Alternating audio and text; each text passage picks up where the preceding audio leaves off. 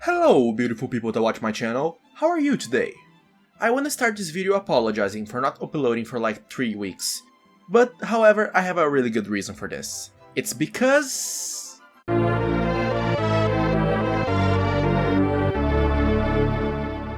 Yep, I was with COVID. I decided to take those weeks off to focus on the treatment and luckily I'm all better now. So back to video making. And for today's video, I'm going to be talking about one of my favorite albums of all time. Ladies and gentlemen, this is Californication by the Red Hot Chili Peppers. Call me basic, but this is my favorite Red Hot Chili Peppers album. Not only I grew up listening to this record, but it's also one of the records I've heard the most throughout all my life. However, I don't really think it's perfect. If I were to give it a score, right now it would be like a 98% superb? Yeah, that seems fair. Now, for today's video, I'm ranking all these songs, including the 3 bonus tracks from the deluxe version from worst to best. In my opinion, let's stress that this is my personal opinion, and if you disagree, it's okay. Just don't try to guillotine me because I put your favorite song on number 15 or something. Anyway, let's talk about it. What is this now? Good mythical morning? Ugh.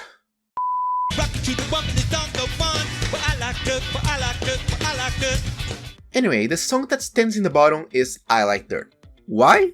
Because it wouldn't make a difference in the album if it didn't exist. No, for real. This is how I am right now, and this is how I would be if the song didn't exist. It's the same footage.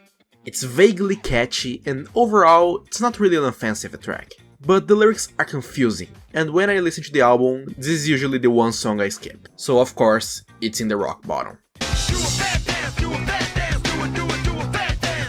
In my view, this song is more on the forgettable side of things. It's a little catchier than I Like Dirt, and it does get better towards the middle of the track. But I don't really return to the song nowhere near as often as the ones above it. I see it more as a song that I wouldn't necessarily feel like skipping when listening to the album, but I'd rather be listening to something else.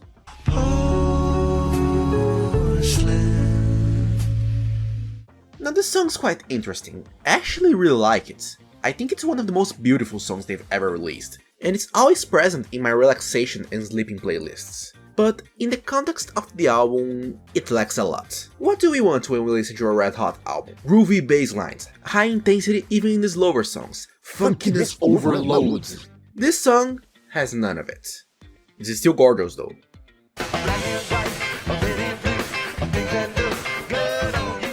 Now from this point on, every song in here takes a huge seal of approval, but I still need to rank them, right? So overall of the songs, I feel like Purple Stain is the least interesting one.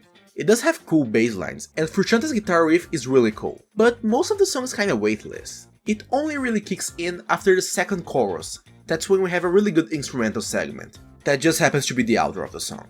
In other words, it could be more.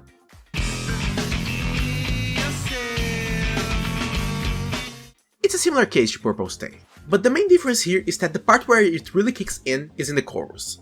So overall, a bigger chunk of the track is more enjoyable. And I think this is the point of the ranking where all the songs evolve from just good to amazing. Story of a woman on the morning of war. Shame that it is in such a freaking low score.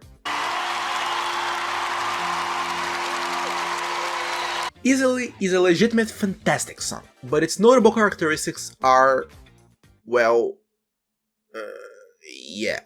It's a really good song, but there isn't much here that shines in a way that other songs don't do.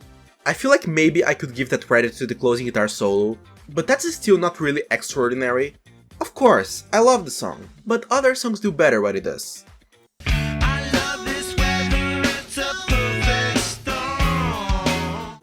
Alright, so I don't know how to pronounce the name of the song correctly, so for the sake of convenience, I'm gonna call it Herald.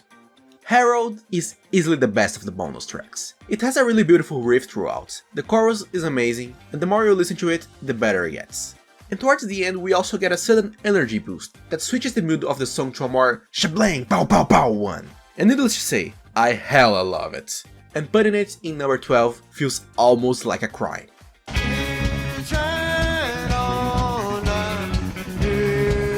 Right near the end of the album, we get the song that goes for less of 2 minutes. But what it lacks in length, it has in strength. It rhymed intentionally. Jesus Christ, this song is mighty. It's easily the most unrefined song of the entire album, but it's in its roughness that it shines. It going from the extremely energetic heavy verses to the mellower chorus is a huge treat. And it's an unlikely perfect fit in these records. Right on. Kinda ironic how the song is in the middle of the list. Get it? Because it's Get On Top, and it's in the middle. You get it? Boo! You stink! Get On Top is easily one of the funkiest songs of the bunch. And I mean, we're talking about Red Hot Chili Peppers in here, so you know this means a lot. Especially when we get in the outro. That is easily one of the best of the entire records. How is this only a 10? I don't know. But it sure means that this album here is too good. Just a mirror for the sun. Different of Porcelain, this is a slow song that fits well with the style of the album. It still has a really fluid motion, and the guitar lines are amazing. All of this without mentioning it's one of the best songs of the record to sing along to.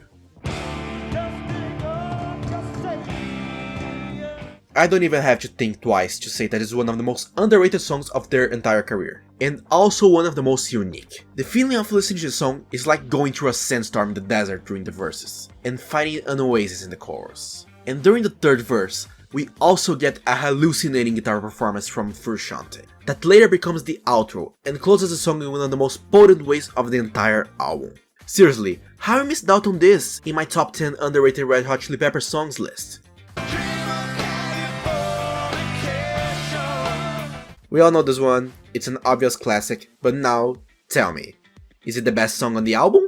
I don't really know, to be honest. Let's see where we are in the video. Oh, it's not. It very much isn't. Of course I love the song, but it's far from the best thing they've ever done. And it's so well established in pop culture that I barely know what to say here. Next one, please.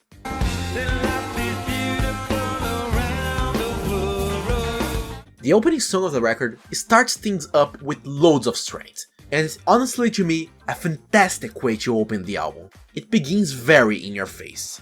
Then we have funky verses, and the chorus is very mellow and melodic. Basically all the aspects that make the band's material so fascinating. All of this without mentioning it's incredibly well executed, so of course I love it.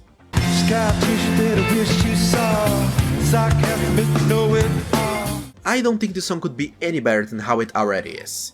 It sounds impossible to improve. The guitar riffs are mellow but slick. The vocal melodies are fantastic. It's super soft but gargantuanly beautiful, and it's a quintessential end of party track, or even just in a good relaxation moment. Listening to the song is the red hot equivalent of finding out a food that you never heard before and loving it after trying. It's not one of the most popular songs of the record, but it's by far one of the best songs in here. Fantastic riffs all over, hooking melodies, and a chorus that can make an earthquake of scale 7.8 and wreck some older buildings. Now we go to polar opposite, a grayer, moodier song that gives me a very specific sensation. It's the perfect soundtrack to a day that you're walking in the streets, it's cold, quiet, and the sky is grey. The song matches so well this mood that it might cheer you up in that situation. If Around the World is a blast, Parallel Universe is a nuclear explosion. A song that begins building up tension, and when it releases, it makes sure you pay attention. It rhymed again, goddammit! And after it gets your attention, there is no going back. A genuinely marvelous song that the world should pay attention to. After seeing this as my number one, you're probably like, excuse me, but what the f? But hold on me for a second and let me explain. If you pay attention, throughout the entire record, we have many songs that give us the sensation of dryness, heat, desert. Some of the most notable examples include Savior, This Velvet Glove, and even Scar Tissue, but in no other song they nail it more than Emit Remmus. The guitar throughout the entire track is very warm, and considering it's so high-pitched and lingers for so long, it gives us the certain sense of alert, and even a bit of discomfort. We also get here a fantastic chorus, and the bridge. The holy, sacred, almighty bridge. Jesus Christ, I love this bridge so much. To me, it's one of the greatest things the band has ever done. And even if the song was only it it would still rank very high. Sure, it's not a song that pulls many tricks, but when it does, my god, it pulls with a master hyper calculated level of precision, and it's one of my favorite Red Hot Chili Peppers songs ever. Therefore, it's a song that tops my list.